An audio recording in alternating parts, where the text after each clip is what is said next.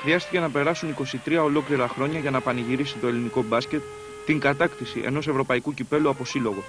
1968 ΑΕΚ, 1991 ΠΑΟΚ, οι μεγάλοι νικητές με κοινό σημείο αναφορά στην κατάκτηση του ίδιου τροπαίου, του κυπέλου κυπελούχων Ευρώπης. Ο ΠΑΟΚ είχε δείξει τις διαθέσεις του ένα χρόνο νωρίτερα, φτάνοντας στον ημιτελικό γύρο της ίδιας διοργάνωσης. Τότε όμως η Κνόρ του Ρίτσαρτσον, του Κλέμον Τζόνσον, του Γκάς Μπινέλη αποδείχθηκε αξεπέραστο εμπόδιο. Το ξεκίνημα του ΠΑΟΚ στο δρόμο προς τη δόξα και το πατινουάρ Ντεβερνέ της Γενέβης κάθε άλλο παρά εντυπωσιακό ήταν. Στον δεύτερο γύρο της διοργάνωσης απέκλεισε με 2 νίκες, αλλά χωρίς να εντυπωσιάσει την αγγλική Σάντερλαντ. Η πρεμιέρα του προημιτελικού γύρου έφερε τον ΠΑΟΚ αντιμέτωπο της Σαραγώσα στο Πρένθιπε Φελίπε. Η ελληνική ομάδα επέβαλε τον αργό ρυθμό που την ευνοούσε, κατέστρεψε τον ισπανικό ευνηδιασμό, αλλά η επιθετική παραγωγή της δεν ήταν αρκετή για να πάρει την νίκη. Ιτήθηκε με 70-64, έχοντας μόλις 5 στις 12 βολές και με τους παίκτες του ΠΑΟΚ να κάνουν 10 λάθη που μέτρησαν τελικά. Ο ΠΑΟΚ σημείωσε την πρώτη του νίκη μία εβδομάδα αργότερα επί του Ερυθρού Αστέρα Βελιγραδίου με 91-80. Στην καλύτερη ίσως εμφάνισή του στον προημιτελικό γύρο, ο ΠΑΟΚ φιλοδόρησε τη Χαποέλ Γκαλίλ Ελιών με 107 πόντους και νίκησε άνετα με 107-77. Κλειδί για την νίκη άμυνα ζώνης που εφάρμοσε ο Σάκοτα στο μεγαλύτερο μέρος του δεύτερου ημιχρόνου. Ένα βήμα πριν από την πρόκριση έφτασε η ελληνική ομάδα στο ξεκίνημα του δεύτερου γύρου. Εντυπωσιακή εμφάνιση εναντίον της Σαραγώσα και εξίσου εντυπωσιακό το τελικό αποτέλεσμα. 112-102. Δύο τελευταίοι αγώνες του προημιτελικού γύρου παραλίγο να φέρουν την καταστροφή και τον αποκλεισμό. Στη σάλα Παϊονίρ του Βελιγραδίου, ο ΠΑΟΚ διατήρησε μια αρνητική παράδοση. Ήταν από τον Ερυθρό Αστέρα με 91-75, με τους παίκτες του ΠΑΟΚ να μην κατορθώνουν να κρατήσουν τη διαφορά των 11 πόντων που πήραν στο πρώτο παιχνίδι. Λόγω του πολέμου στον Περσικό κόλπο, η FIBA ματαιώνει τον τελευταίο αγώνα με τη Χαποέλ Γκαλίλ Ελιών, που τελικά με νεότερη απόφαση της Παγκόσμιας Ομοσπονδίας ορίζεται να γίνει στο γήπεδο του Περιστερίου. Ο ΠΑΟΚ χρειάζεται νίκη για να προκριθεί, αλλά καταφέρνει να ιτηθεί. Ο Λιφ στην εκπνοή του αγώνα κάνει το 80-79. Νίκη απίστευτη ακόμη και για τους αντιπάλους του ΠΑΟΚ που είχαν μαζευτεί από τα 4 σημεία του πλανήτη και πήγαν κυριολεκτικά από το αεροδρόμιο στο γήπεδο του Περιστερίου. Για 3 ώρες οι άνθρωποι του ΠΑΟΚ έζησαν με την αγωνία του αποκλεισμού. Τελικά η Σαραγώσα έκανε το καθήκον της, νικώντας με 134-111 τον Ερυθρό Αστέρα. Ο ΠΑΟΚ προκρίθηκε και από τον άλλο όμιλο ήρθαν ακόμη πιο ευχάριστα μαντάτα. Η κάτοχος τροπαίου Κνόρ Μπολόνια είχε τερματίσει τρίτη και αποκλείστηκε από τον ημιτελικό γύρο. Εκεί ο ΠΑΟΚ έκανε πάλι τα εύκολα δύσκολα απέναντι στην άπειρη αλλά δυνατή Δυναμό Μόσχας. Στον πρώτο αγώνα στο Αλεξάνδριο κατόρθωσε μόλις το τελευταίο δίλεπτο να ξεφύγει στο σκορ και πήρε την νίκη με 95-82. Η ρεβάν στη Μόσχα ήταν συγκλονιστική. Ο ΠΑΟΚ βρέθηκε να χάνει με 17 πόντους διαφορά, ένα λεπτό πριν από τη λήξη, αλλά τελικά μείωσε στους 12 και χρωστάει την πρόκρισή του στον τελικό κυρίως σε αυτό το επιθετικό rebound του Ιωάννου. Ο Παπαχρόνης με 13 πόντους ήταν και πάλι ο μεγάλος πρωταγωνιστής. Ο Πρέλεβιτς σημείωσε 17, ενώ ο Μπάρλοου με 14 επιστράτευσε ακόμη και την ικανότητά του σαν σουτέρ 3 πόντων για να βοηθήσει στην πρόκριση. Ο ΠΑΟΚ πάντως έφτασε στον τελικό της Γενέβης, αντίπαλος με τη Σαραγώσα που είχε αποκλείσει με 2 εύκολες νίκες στη γαλλική Σολέ. Η ώρα του τελικού είχε φτάσει.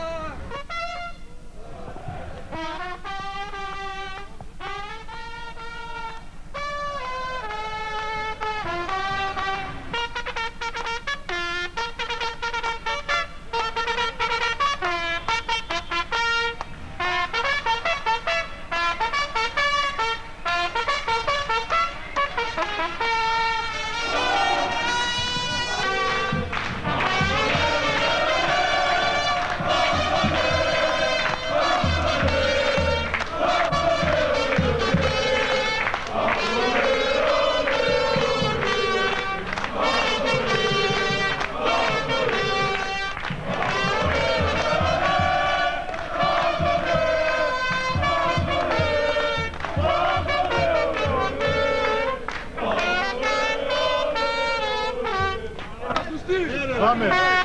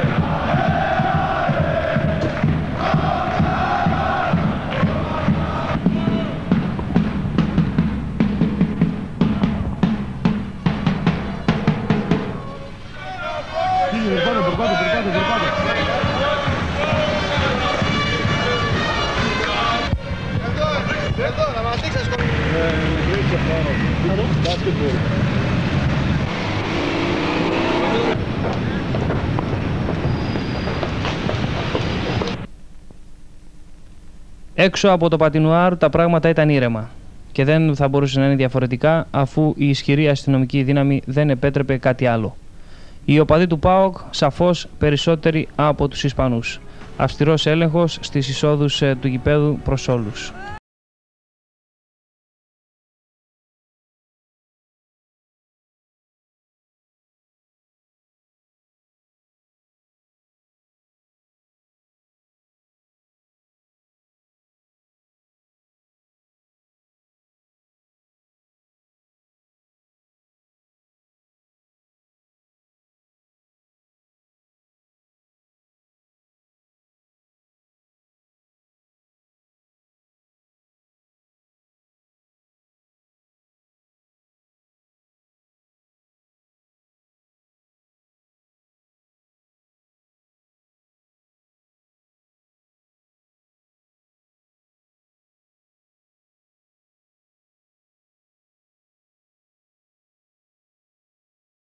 Μέσα στο γήπεδο όμως τα πράγματα ήταν διαφορετικά.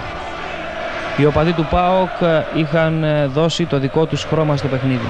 Ήταν σαφώς περισσότεροι, ήταν σαφώς πιο εκδηλωτικοί από τους Ισπανούς και κέρδισαν από την πρώτη στιγμή τη μάχη της κερκίδας. Ίσως και να ήταν αυτοί που οδήγησαν τον ΠΑΟΚ στην κατάκτηση του κυπέλου κυπελούχων.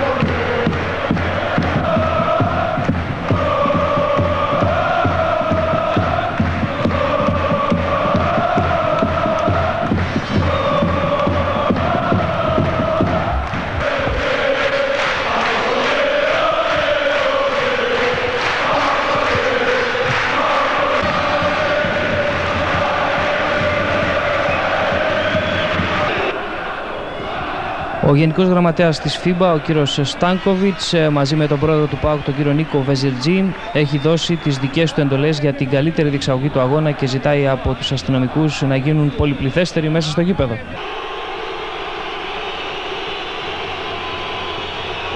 Η ΚΑΙ Σαραγώσα κάνει την εμφάνισή της στο γήπεδο και αποδοκιμάζεται από τους οπαδούς του ΠΑΟΚ. Οι ελάχιστοι, οι λίγοι Ισπανοί φίλαθλοι είναι αυτοί που την επιδοκιμάζουν.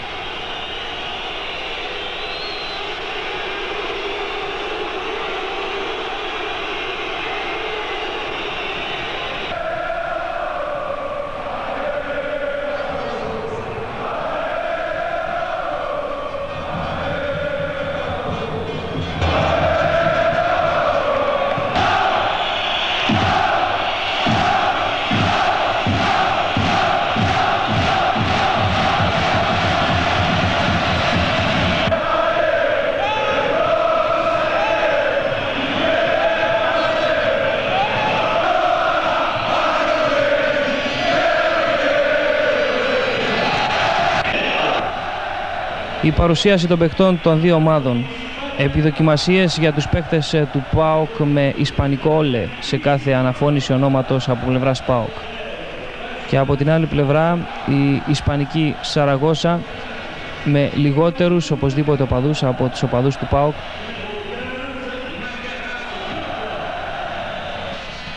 Εδώ η παρουσίαση της ισπανικής ομάδας.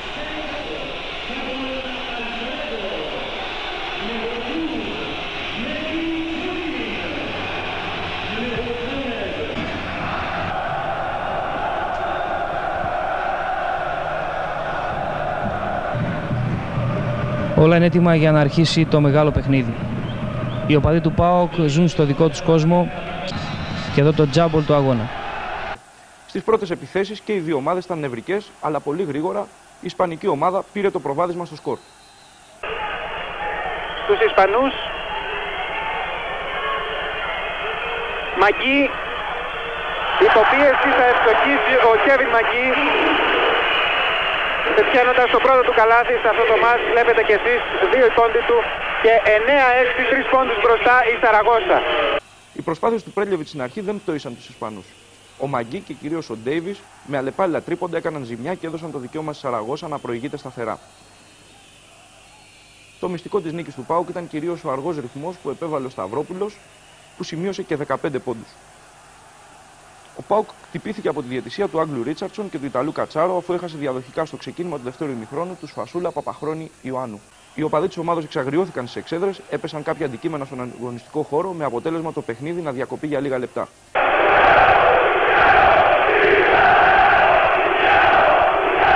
Μόλις 4 λεπτά και 24 δευτερόλεπτα πριν από τη λήξη και ενώ το σκορ είναι ισόπαλο 41-41. Μεγάλο το πλήγμα για την ελληνική ομάδα. Η κορυφαία της ίσως μονάδα αποχωρεί πάρα πολύ νωρίς από το παιχνίδι και ενώ ο ΠΑΟΚ είχε καλύψει μια διαφορά 6-7 πόντων και ισοφάρισε 41-41 κυριαρχώντας κάτω από τα 2 καλάθια με τον Φασούλα. Τώρα έχουμε νέο φάουλ που σφυρίζει ο Άγγλος ο διαιτητής. Φάουλ στον Πιτ Παπαχρόνη, ο οποίος και αυτός έτσι φτάνει τα 4. Ο Άγγλος ο διαιτητής, κοιτάξτε και πάλι τη φάση, έχει στηρίξει ο διαιτητής, αλλά βλέπουμε τον Άγγλο διαιτητή να αποχωρεί του αγώνα, φωνάζοντας εδώ τους παίκτες, καθώς δέχεται αντικείμενα από την εξέδρα. Θα χαρακτηρίσω απαράδεκτα τα τελευταία στηρίγματα των διαιτητών, βέβαια και την συμπεριφορά αυτών οι οποίοι ρίχνουν τα αντικείμενα μέσα στον αγωνιστικό χώρο. Δεν γνωρίζω ποιοι είναι. Πάντως οι διαιτητές αποχωρούν. Ο νεαρός Βουντούρης, να και ένας ένθερμος οπαδός, είδατε, του ΠΑΟΚ με την κόρνα του. Χωσέ Μουρτία μέτρησε το καλάθι παρά το κόψιμο. Θεώρησαν οι διαιτητές ότι ήταν στην κάθοδο. Καλάθι λοιπόν από τον Κεν Πάρλο και περνάει μπροστά με 72-70.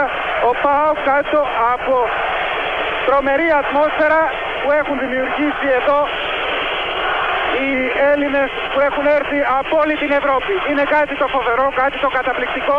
3:40 πριν το τέλος.